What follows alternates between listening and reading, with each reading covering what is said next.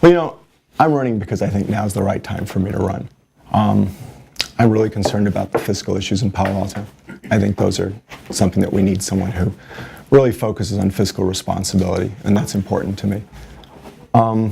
We also have the Stanford Hospital expansion coming up, and that's important to me. We have the high-speed rail issue. That's important to me. So I think we have a number of issues. And I'm also concerned about high-density housing in the neighborhoods and really the loss of retail. And I think that's Alma Plaza and the loss of Ricky's Hyatt, basically. I think that was a problem. And I think there's a general sense in Palo Alto that we've been resting on our laurels. I think there's a general attitude that business will come to Palo Alto and we don't need to do anything about that. And over time we've lost at least our retail sales tax base has fallen. I mean, in 2000 it was $8 million higher. And I realize that was sort of the dot-com boom. But still, we should be back about there 10 years later, almost 10 years later. I think the fact that we're 8 million down shows that Palo Alto hasn't really focused on maintaining that. And if we had maintained that, we wouldn't have a deficit. So I think if we focus on bringing business to town, smart growth in terms of business that generates revenue, we'll have less budget issues. You want to say a little bit about your background? Sure. No, absolutely. I've been a Palo Alto resident for 20 plus years. 3 kids, all went to local schools. I have a small business. I'm an attorney here on California Avenue. Served on the Palo Alto Housing Corporation. I've been on the Building for Excellence Committee at Walter Hayes, and we had that. You mentioned the hospital as one of the first things. Could you describe the circumstances under which you might not support the expansion of the hospital? I find it hard to imagine a scenario. I mean, there's always a scenario you can imagine where you wouldn't support it. But what I gathered from Stanford is that they're willing to mitigate the traffic impacts, which are the primary impacts that I would be concerned about. I think it's a technical issue. So when you ask, do I have a vision? My vision is that we do everything that's technically possible to mitigate traffic. And I'm not an expert in traffic, but I view it as a technical problem with engineering, and we solve it that way.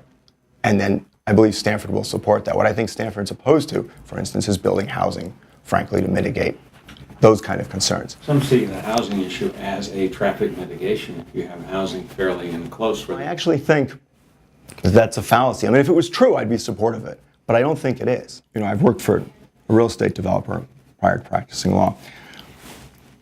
Went through all these studies with the housing, was on the Palo Alto Housing Corporation. I've been on the board of the Housing Industry Foundation.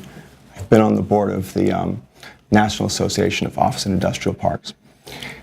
And all the studies I see, you're lucky if you get 10% of the people who actually live in the project and work there. Describe for us your general view of future land use and development in Palo Alto and how housing fits into that, if it does. Sure. I would say that housing does fit into Palo Alto's plan. I mean, I think we obviously have to grow a little bit. What I'm concerned about is I wouldn't want to rezone a shopping center for housing. I don't want to rezone industrial space that we need, for startup companies and things that we have in South Palo Alto down there. We have a whole bunch of stuff that startup companies use. I would hate to lose that. I think we need more of a regional approach to housing. I mean, housing is obviously a serious issue. I think ABAG's approach is wrong, frankly. I mean, there are a lot of communities that want housing to revitalize their downtowns. I know San Jose wants as much housing as possible downtown. And what about the Alma Plaza? I think Alma Plaza. Approved Alma Plaza project. I think it's a terrible project, a horrible project. I think we should have a neighborhood shopping center there. I don't think there's anything I have positive to say about that project. We have the same situation at Edgewater Plaza. How do you deal with that then as a council member without getting accused of having a process that goes on forever? I think you have to zone for the future. That's what your job as a government official is. And you can't lose your retail land to housing. Once you've lost it, it's then housing forever, and it never comes back. You have to have a vision of where you want your city is, and you have to conserve neighborhood shopping center sites. I mean, there aren't that many of them. And once they're gone, they're gone. You don't get them back. Do you think that the PC zone is something that is doing more harm than good? In Palo Alto, as it currently is, absolutely. I think the PC zone encourages landowners. I think it's twofold. It encourages a landowner to hold out for the absolute maximum best use, which encourages neighborhood blight. Because if you're a landowner, you're sitting there thinking, if I get the right counsel, I can take it through a PC zoning and maximize my zoning on this. And if this takes 15 years, so what? My basis in the land is really low. Whereas if you know this is the zoning, and you know this forever is going to be a neighborhood shopping center, then your value of your land is determined by your zoning. What PC zoning does is it allows everyone to dream about what the value of their land is, which is a disaster.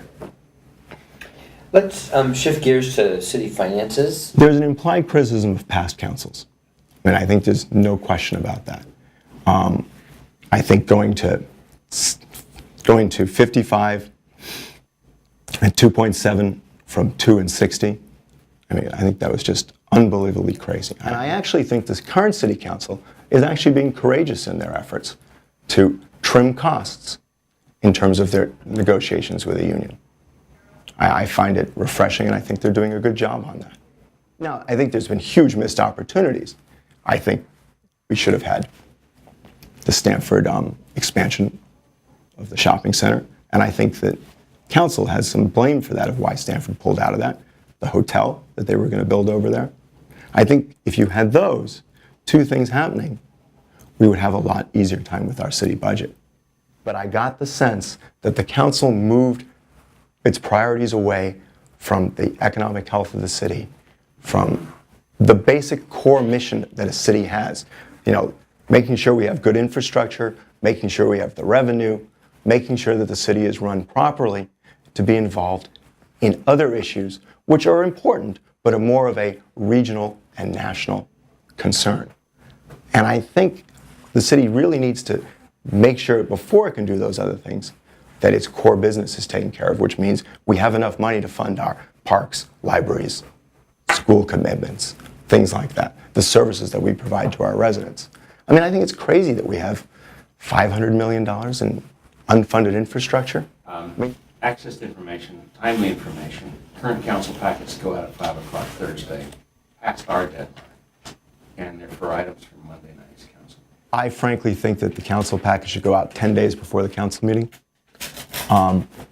And frankly, council should not consider anything that has not been given 10 days before. You mentioned high-speed rail. I wonder if you could just elaborate a little bit on how you view the path forward with high-speed rail. I think we all know there's huge benefits.